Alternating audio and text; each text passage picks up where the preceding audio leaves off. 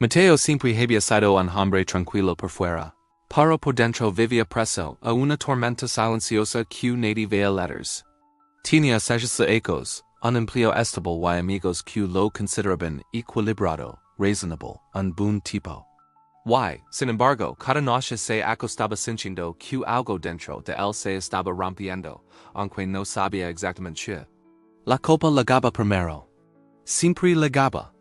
Culpa por no responder mensajes a tiempo. Culpa por no estar presente. Culpa por no dar suficiente. Por no amar lo suficiente. Por no ser suficiente. Pero, lo más extraño era que la culpa aparecía incluso cuando nadie le exigía nada. Era como si hubiera desarrollado una habilidad involuntaria para castigarse por cosas que ni siquiera habían ocurrido. Todo había comenzado con su relación interior con Luna. Ella nunca había sido mala persona, pero tenía un talento inquietante para convertir cualquier discusión en un laberinto emocional sin salida.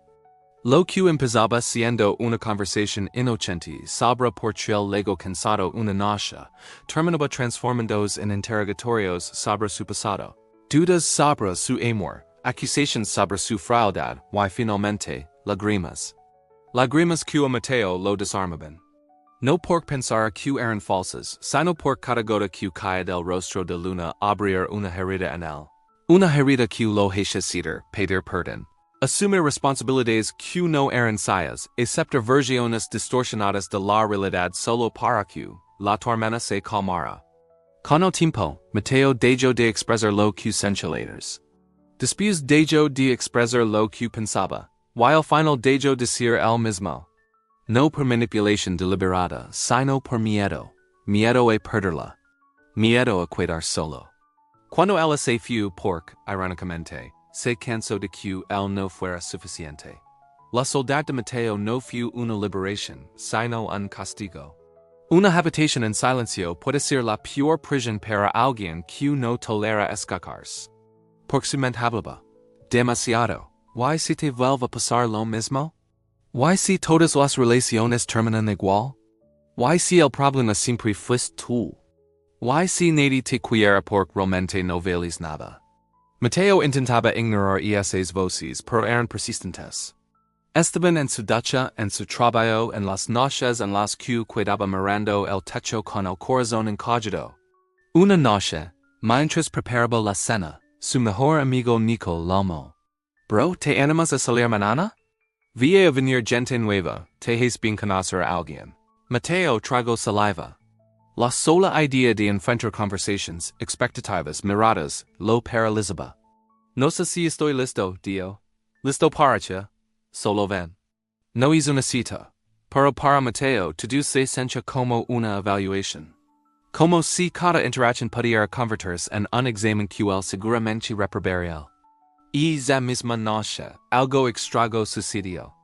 Mientras revisaba su celular, encontró mensajes antiguos de Luna, discusiones que él recordaba vagamente, pero que al leerlas ahora, le parecieron completamente diferentes. Ella. Me ignoraste todo el día leers. Él respondía en entonces, estaba en reuniones amor. Te aviso, ella. Tu tono es horrible, porque estás a la defensiva. Solo te explico. Ella, sabes que habemos disputas. Me hiciste sentir terriblemente mal, siempre igual. Mientras leía aquellos textos, Mateo sintió como si alguien más hubiera vivido, y esa vida. ¿Cómo no había visto antes lo absurdo de algunas discusiones? ¿Cómo pudo creer durante tanto tiempo que siempre era culpa suya? Entonces lo entendió. No era Luna. No era la relación. Era su miedo. Un miedo tan profundo que lo hacía ceder, borrar límites, aceptar tormentas con tal de no perder a alguien. Un miedo tan grande que prefería sufrir compagado antes que sufrir en soledad. Y ahora, lejos de Luna, es miedo no había letters desaparecido. Solo había cambiado de forma. Mateo se levó las manos al rostro. Estaba agotado. Pero por primera vez en mucho tiempo, sintió una chispa de claridad. Si quería recuperar su vida, no bastaba con olvidar a Luna, tenía que enfrentar al verdadero enemigo, su propia mente. Y sé que no soportaba la idea de estar solo. Respiró hondo, Abrió una hoja nueva en su cuaderno y escribió 4 palabras. Tengo que entender primero. No sabía lo que iba a descubrir. No sabía si tenía la fuerza para enfrentarlo. Pero algo dentro de él pequeño, tenue, casi imperceptible, estaba despertando. No era ventiladores, era necesidad. Porque la soledad podía asustarlo. Pero lo que de verdad debía aterrorizarlo era vivir toda su vida sin conocer quién era realmente. Y justo cuando cerró el cuaderno su teléfono vibró. Era un mensaje desconocido. Uno que parecía inofensivo, pero que cambiaría todo. Mateo, necesitamos hablar. O Luna. Volvía letters. Pero che. La mente de alguien que ten quedar solo no busca respuestas. Busca señales. Busca esperanza. Mateo, sin darse cuenta, ya estaba temblando. Porque el miedo no es más fuerte cuando estás acompañado. Es más fuerte cuando crees que si pierdes a alguien te pierdes a ti mismo. Daniel solía creer que el silencio era paz. Pero después de su ruptura con Laura, descubrió que el silencio también podía ser un depredador. Uno que te observa desde la esquina oscura de tu propia mente, esperando el momento exacto para saltar encima de ti con una frase devastadora. Esto solo porque nadie se queda contigo. Es pensamiento lo perseguía incluso en los momentos más absurdamente tranquilos, en la ducha, al cocinar. Mientras veía una serie que antes amaba. Ya no estaba viendo nada. Estaba escuchando a su mente repetir lo que ella le había dicho tantas veces. Sin mí, Hans, tú no sabes estar solo. Nadie te va a querer como yo. Había sido mentira, claro. Pero una mentira repetida suficiente veces se convierte en una voz interna que suena demasiado parecida a la verdad. Y lo peor es que Daniel no estaba triste por haber perdido a Laura, adorado por enfrentarse a sí mismo sin nadie que lo definiera. Laura siempre había llenado espacios, su agenda, sus decisiones, sus opiniones, su tiempo, incluso su identidad. Ahora que yo no estaba, él sentía que caminaba dentro de una casa vieja donde cada habitación hacía eco de sus inseguridades. Cuando se despertaba, la mente le lanzaba el primer golpe del día. Hoy tampoco nadie te va a elegir. Se levantaba igual, respiraba hondo, intentaba ignorarlo. Pero esa voz sabía exactamente dónde golpear. Lo curioso es que Laura nunca lo había amado realmente. Lo necesitaba. Lo necesitaba para evitar sentir sola, para tener a alguien que culpar, alguien que cargar con sus inseguridades. Y él necesitaba sentirse elegido aunque fuera por una persona que solo lo tomaba como moneda emocional. Era un trato no hablado. Ella temía estar sola, y él temía no ser suficiente. Dos miedos abrazados y lamentando amor. La relación terminó el día en que Daniel dejó de rogar por un tipo de carico que nunca iba a ligar. Pero la ruptura no silenció el miedo, lo amplificó. Un domingo por la tarde, mientras caminaba por el parque, vio parejas riendo, familias paseando, amigos conversando. La voz interna volvió a atacar. Mira como todos avanzan, mientras tú retrocedes, ellos son amados. A ti te dirán. Y por primera vez en ecos, Daniel se detuvo en seco y contestó. No me dejarán. Dije de permitir que me distraigan. La frase salió torpe, apenas un murmullo, pero marcó un cambio. Era la primera vez que cuestionaba la narrativa que Laura había implantado en él. La primera vez que entendía que la soledad que tanto temía no era un castigo, sino un espacio. Un espacio que nunca se había permitido ocupar por sí mismo. Y esa noche sin planearlo, empezó a escribir. No una carta, no un mensaje para enviárselo a ella. Solo pensamientos. Palabras sueltas que fueron tomando forma de confesiones que nunca se había hecho. No temo estar solo.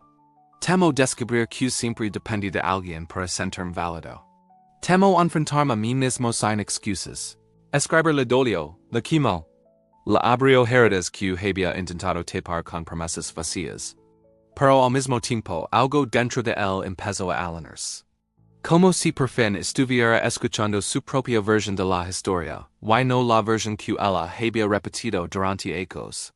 La dependencia emocional no es amor, entendió. El miedo a perder a alguien no es amor. Queer q la otra persona te salvi no es amor.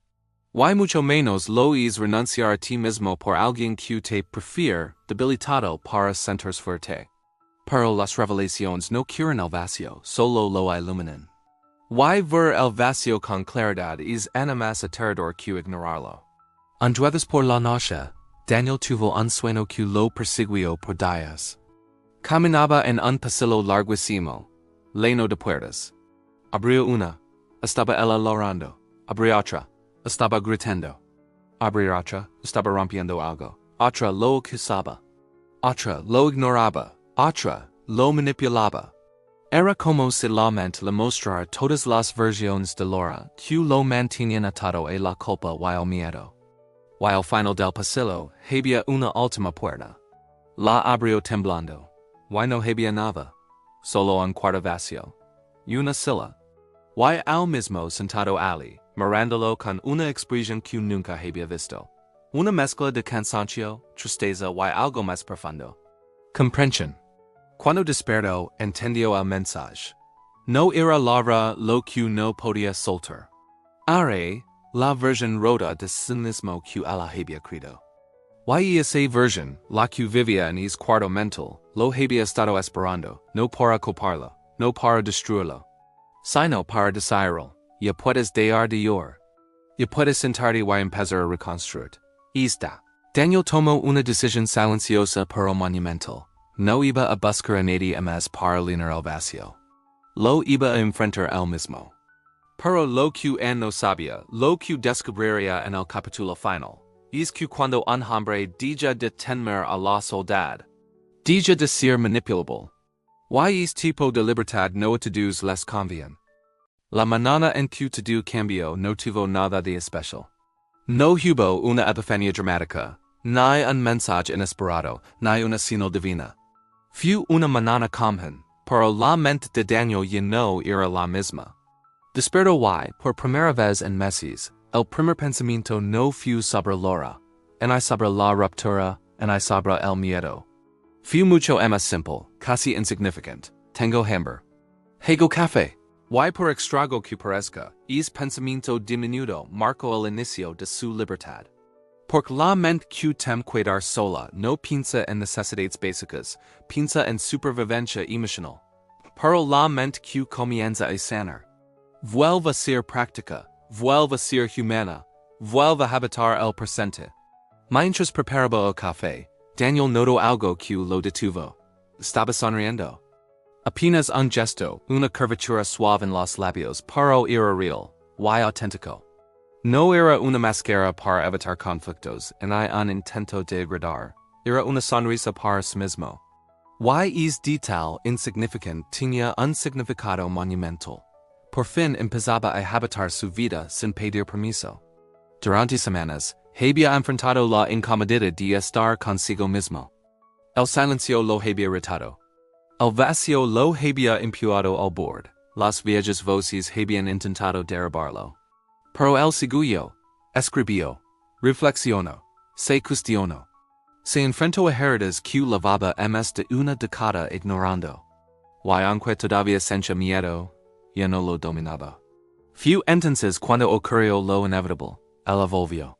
Primero con un mensaje frío, calculado, disfrazado de nostalgia. Hola, ¿cómo has estado? Solo quería saber de ti. Daniel no respondió. No porque odiara a Laura, sino porque por primera vez entendió algo que antes era invisible. Cuando una persona teme quedar sola, no vuelve por amor. Vuelve por control. Por necesidad. Por la comodidad de tener a alguien que sostenga sus inseguridades.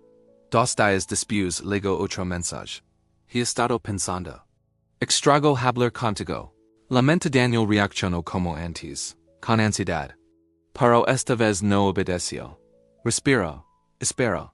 Dejó que la emoción se disolviera sin actuar. Era la primera vez que elegía des la calma en lugar del miedo. Pero Laura no iba a rendirse tan fácilmente. El tercer mensaje fue un golpe directo a las heridas que ella misma la había creado. Siento que ya estás con otra. Solo dime si es eso. Antes, esa frase lo habría destruido. Lo habría llevado a defenderse, explicar, a justificar su existencia. Pero ahora, algo dentro de él se mantuvo firme. No había rabia, no había tristeza, solo claridad. Ella no quería respuestas, quería reacción. Quería recuperar el poder que había perdido. Cuando vio que Daniel no respondía, decidió llamarlo. 3 veces, luego 4, luego 8. El dejo que el teléfono sonara mientras observaba la pantalla con una sensación difícil de describir. No satisfacción, no venganza. Sino algo parecido a recuperar una parte de sí mismo que creía perdida. Al día siguiente, un audio. La voz de Laura temblaba entre enojo y explica. Daniel, por favor, solo quiero hablar. No entiendo por qué haces esto. No es justo, yo también estoy pasando por cosas. Siento que te estoy perdiendo de una forma que no puedo explicar. Daniel escuchó el audio entero. Una vez. Y luego lo volvió a escuchar, lentamente, reconociendo cada patrón que antes lo atrapaba. Victimismo, culpa, insinuations, la mezcla perfecta de tristeza y agresión diseñada para romper sus defensas. Era el guión emocional de siempre, solo que ahora. Él ya conocía el final. Y entonces ocurrió el momento más poderoso de toda su transformación. No sintió nada. No hay amor. No hay necesidad. No hay deseo de volver. No hay obligación de salvarla. Era como si la versión antigua de él, la que rogaba, la que cargaba culpas, la que vivía con miedo a ser abandonado, hubiera muerto. Y en su lugar estaba un hombre nuevo. Uno que ya no negociaba su paz. Pasada la tarde, Laura apareció en su edificio. Lo llamo desde Bayo. Estoy aquí, baja por favor. Solo quiero verte. Dio con un tono que mezclaba fragilidad y manipulación. Daniel Bayo, no por ella, sino por sí mismo. Para cerrar un ciclo que llevaba arrastrando desde ecos antes de conocerla. Cuando la vio, notó algo que nunca había visto realmente. Laura no estaba allí por él. Estaba allí porque había perdido un refugio. No un compañero. Un refugio. Es fue el momento en que la verdad se hizo evidente. Nunca había sido amor. Había sido dependencia disfrazada de amor. Y él había sido complice porque también dependía de ella para no enfrentarse a su propia soledad. Laura dio un paso hacia él. Daniel. Necesito que volvamos a hablar. Todo esto ha sido muy difícil para mí, susurró con lágrimas listas para caer. Pero él ya no era el hombre que se desequilibraba con lágrimas ajenas. Respiró hondo, sintió el suelo bajo sus pies y respondió con la calma de alguien que por fin se pertenece. Laura, tú no me extragas. Extragas no estar sola. Y yo no voy a volver a llenar es vacío por ti. Es trabajo no es mío. Ella lo miró como si no lo reconociera. Y tenía razón. Ya no era el Daniel moldable que ella meneaba. Era un hombre que había aprendido lo más importante. Que la soledad no es un enemigo. El enemigo es depender de otro para no sentirla. Laura quiso responder, pelar, argumentar. Para algo en la mirada de Daniel la detuvo. No era frialdad, era convicción. Ella se fue, sin gritos, sin drama. Esta vez la que salió rota no fue él. Y esa noche, Daniel regresó a su departamento. Se sentó en la misma silla donde tantas veces había llorado, dudado, temblado. Pero ahora el silencio no lo apretaba, no lo amenazaba. Se sentía ligero, porque el silencio ya no era vacío. Era espacio, espacio para ser el mismo, para crecer, para elegir, para vivir. En ese instante entendió la verdad que cambiaría su vida para siempre. No es la soledad lo que destruye a un hombre. Es el miedo a enfrentarla. Y cuando un hombre vence es miedo. Nadie vuelve a manipularlo, nadie vuelve a controlarlo. Nadie vuelve a usarlo como refugio emocional. Porque un hombre que ya no teme estar solo. Es un hombre verdaderamente libre.